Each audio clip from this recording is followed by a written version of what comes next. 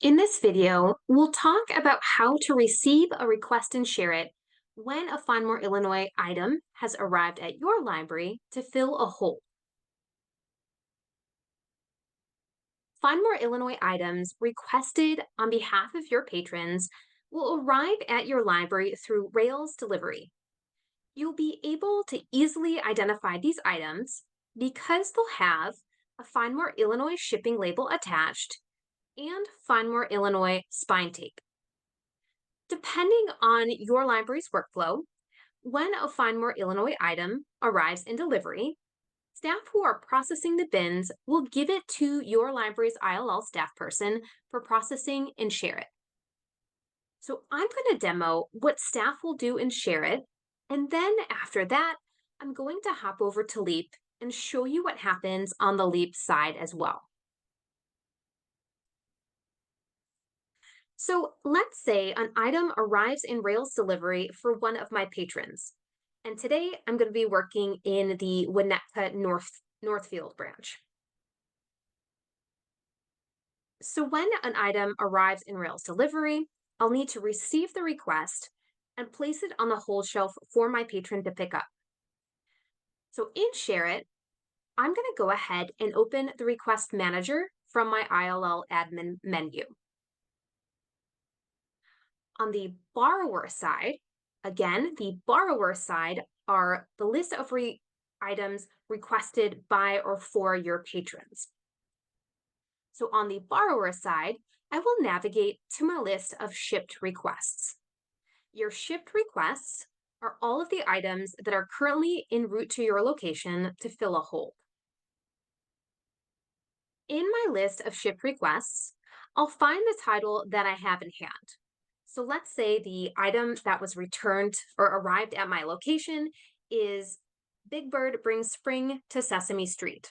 I will find that title in my list of shipped requests, and I will click the title to open the full request record.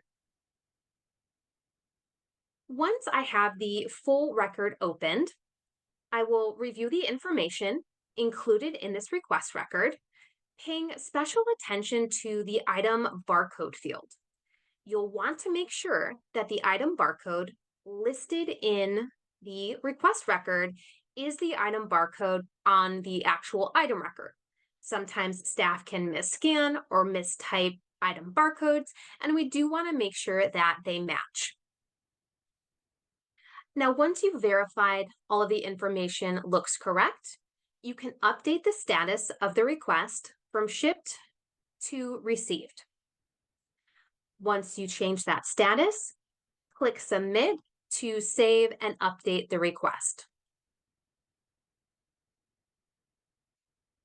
Once you've submitted that change, you are now done on the SHAREit side.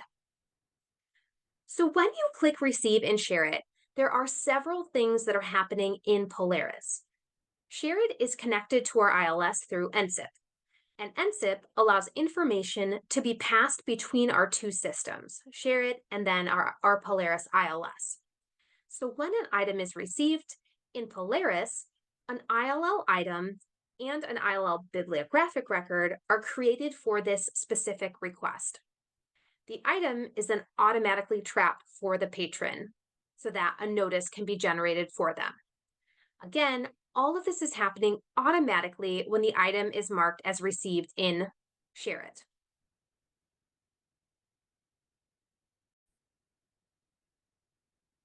So now I'm going to hop over to Leap and open the patron's record that this item is being held for.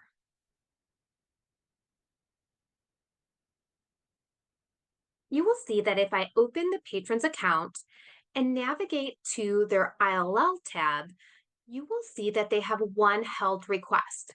In this case, Big Bird Brings Spring to Sesame Street, the item that we just received on the SHAREit side.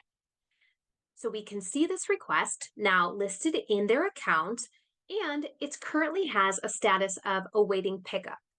So again, when we marked that request as received in SHAREit, it automatically creates that bibliographic record and item record in our Polaris ILS, and it automatically traps the ILL request for the patron. So now a notice has been added to the queue and will ultimately be sent to this patron to let them know their ILL is now ready for pickup.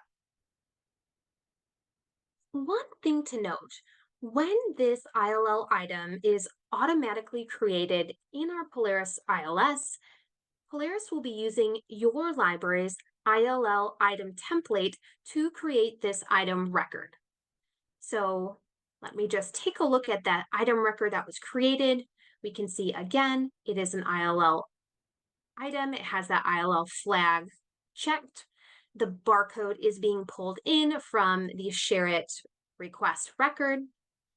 The item itself is going to be owned by your library's location, and the item's material type, loan period, and fine code are going to be determined by your library's ILL item template.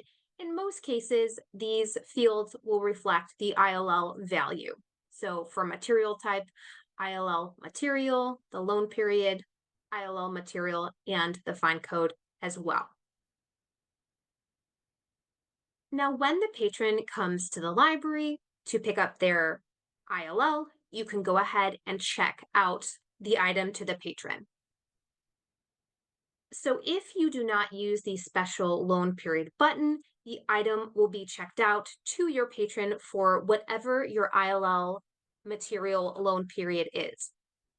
If you need to give a special loan period that's either longer or shorter than your ILL material loan period, you can again use the special loan period button to do so.